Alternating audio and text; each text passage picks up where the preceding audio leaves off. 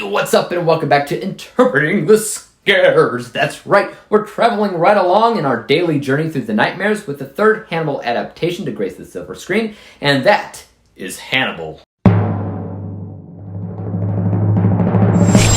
Several years after the events of Silence of the Lambs, Hannibal is still in retirement, having escaped authorities years before, and he's ready to return. Meanwhile, a severely disfigured man by the name of Mason Verger wants revenge on Hannibal, and he plans to feed Hannibal to his giant man-eating hogs. And he plans on getting Special Agent Clarice Sterling to help him find Hannibal in the first place. One thing's for certain, this is not as good as Silence of the Lambs, yet it's still a solid addition to the series, as there's plenty of memorable moments to be found from beginning to end. One thing that I kind of wanted to see when I watched Silence of the Lambs is to see Hannibal out there in his own element, right? To see what he's capable of doing outside of a jail cell.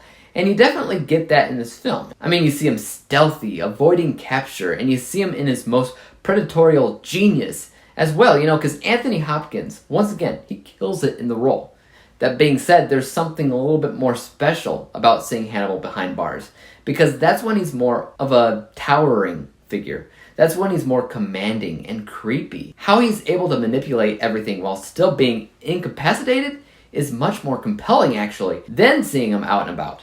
Though I still welcome that in this film, as there are these scenes that are automatically seared into my memory, like the scenes of Hannibal in the church, or the scene at the end of the film with Ray Liotta and the brains. Also, the makeup work on Gary Oldman as Mason Verger is hands down his most indistinguishable role that he has ever done. It's magnificent, but I have to say that the plot of the film is probably the weakest element, as it's kind of all over the place. I'm not even sure who the main character is supposed to be. I mean, is it supposed to be Clarice Starling again? I mean, if I had to pick somebody that is the heart of the story and the emotion of the audience, it would undoubtedly still be her, but she also doesn't always have the most focus on either. There seems to be equal focus on her, on Mason Verger and what he wants to do, on the detective that first discovers Hannibal's hiding place, on Hannibal himself. There's a lot of stories going on here. The main reason why this film is inferior to the previous one is because The Silence of the Lambs is, one, nearly perfect on its own, but two, it's contained. It's incredibly clear as to what that story is all about, and it never strays from the mystery, nor the characters that need the most focus. And I can't say the same here. There's too many things happening all at once, and the primary focus constantly changes. What about the elephant in the room, the casting change between Jodie Foster to Julianne Moore as Clarice? Honestly, these are actresses that I've often confused for one another, and it's probably because of this series, so I've never had a huge problem with the shift. They're both incredibly well-established and talented actresses that know what they're doing. They both do it a little bit differently, and I certainly prefer Jodie over Julianne, but if push comes to shove, I'm not gonna complain that much about it. I've seen so many worse casting choices that stick out like sore thumbs than this.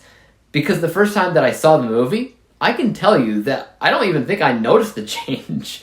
I was a lot younger, but still. Overall, Hannibal is a great return to form. It's awesome to see the best actor return to Hannibal, the cannibal, and to see that back and forth from Hannibal to Clarice. Again, it's not nearly as good as Silence of the Lambs, no, but it's also nothing horrible either. It's still a great psychological thriller at the end of the day, and one that I think is still pretty darn rewatchable. Let's go ahead and break down my final score. From a technical, unbiased perspective, I think that there's something to be said about the visuals when it came down to makeup for Mason Verger, in cinematography, in all the beautiful filming locations, in the acting prowess of Anthony Hopkins and Julianne Moore, all that. It's all very well done.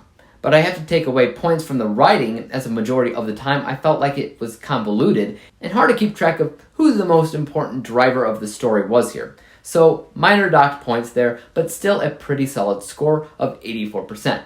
My bias score is pretty similar to that, as I had a good time overall. This may not be as perfect as I consider Silence of the Lambs to be, but there's still lots to love about the film, and I wouldn't just rewatch it, but I'd certainly consider buying it as well. This score is 82%, which means that when we combine the two scores together, we come to the final rating of 83%. 83 out of 100 possible stars, or a B+ letter grade. So yeah, not as good as the first, but it could be way worse. Now, I cannot wait to see Red Dragon again when the time comes for that. Until then, guys, Let me know your thoughts on Hannibal. Do you love it? Do you hate it? Do you find it mediocre at best? Let me know. And as for YouTube, you guys know what to do. Hit that like, subscribe button, and bell to be notified when I come up with my next review. And until then, peace out. Dave examines movies we just watch for fun.